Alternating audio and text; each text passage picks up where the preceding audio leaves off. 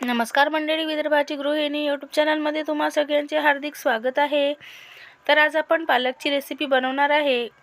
त्यासाठी मी ही हिरवीगार अशी पालक घेतलेली आहे आणि या पालकला आपण छान 2 ते 3 वेळा स्वच्छ धुवून घेतलेले आहे आणि आता आपण ही पालक या पॉटमध्ये टाकून घेणार आहे. सगळी पालक आपण यामध्ये टाकून घेतली की आपण या पॉटमध्ये आणखीन वाफवण्याकरता थोडे आपण यामध्ये पाणी टाकून घेऊ. पाणी टाकून घेतले की हे पॉट आता आपण गॅसवरती ठेवून घेऊ. गॅसवरती ठेवून घेतल्यानंतर आपण चाकूने वर खाली करून घेऊ, म्हणजे आपली भाजी छान पद्धतीने वाफवली जाईल आणि ती छान वाफवली म्हणजे आपली रेसिपी ही छान होईल.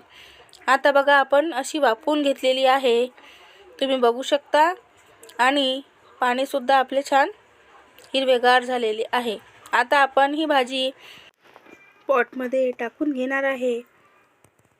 अशा पद्धतीने आपण ही सगळी भाजी या पॉटमध्ये टाकून घ्यायची आहे आणि हे उरलेले पाणी आपण बाजूला ठेवून घेऊ. आता त्यानंतर आपण पॉटचे झाकण लावून बारीक प्युरी अशी बनवून घ्यायची आहे. अशा पद्धतीने बघा, आपण पेस्ट तयार करून घेतलेली आहे आणि एका परातीमध्ये आपण गव्हाचे पीठ घेतलेले आहे. त्यामध्ये चवीनुसार आपल्याला मीठ घालून घ्यायचे आहे. मीठ घातल्यानंतर आपण त्यामध्ये थोडा ओवा घालणार आहे, म्हणजेच अजवाईन घालून घ्यायचे आहे थोडं क्रश करून. त्यानंतर आपण त्यामध्ये जी पेस्ट करून घेतली होती पालकची, ती आता आपण यामध्ये टाकून घेणार आहे. आणि अशा पद्धतीने टाकून घेतल्यानंतर त्याला थोडी क्रंचीनेस येण्यासाठी आपण त्यामध्ये थोडे बेसन पीठसुद्धा वापरणार आहे. त्यानंतर त्यामध्ये धनिया पावडर, थोडा मसाला आणि चवीनुसार तिखट वापरणार आहे. त्यानंतर आपण त्यामध्ये सगळ्यात सिक्रेट म्हणजे त्यामध्ये आपल्याला थोडी चिमटभर अशी थोडी जास्त साखर घालायची आहे. त्यानंतर आपल्याला हे छानपैकी एकत्र मिक्स करून त्याचा घट्ट गोळा बांधून घ्यायचा आहे.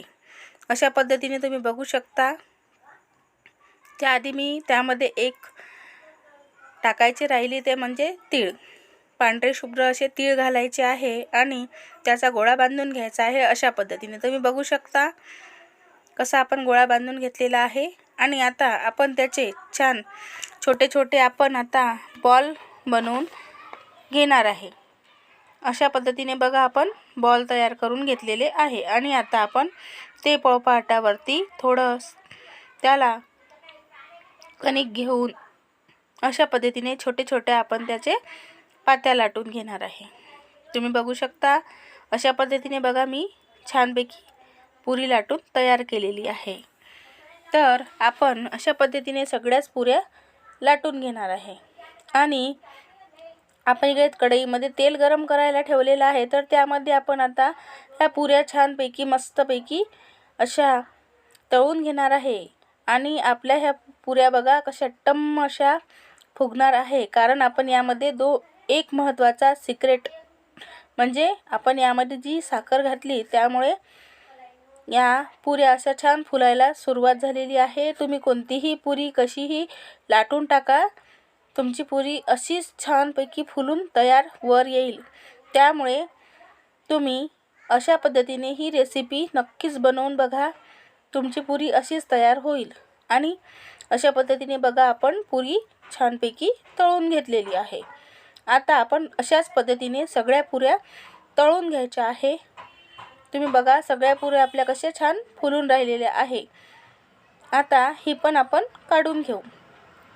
अशा पद्धतीने आपल्या पुऱ्या छानपैकी तयार झालेल्या आहे. तुम्ही बघू शकता, आपल्या सगळ्या पुऱ्या अशा क्रंची तयार झालेल्या आहे आणि खायलासुद्धा अतिशय चव छान झालेली आहे, कारण त्यामध्ये आपण छान जे साहित्य होतं ते टाकलेलं आहे. तर तुम्हीसुद्धा अशाच पद्धतीने नक्की बनवून बघा.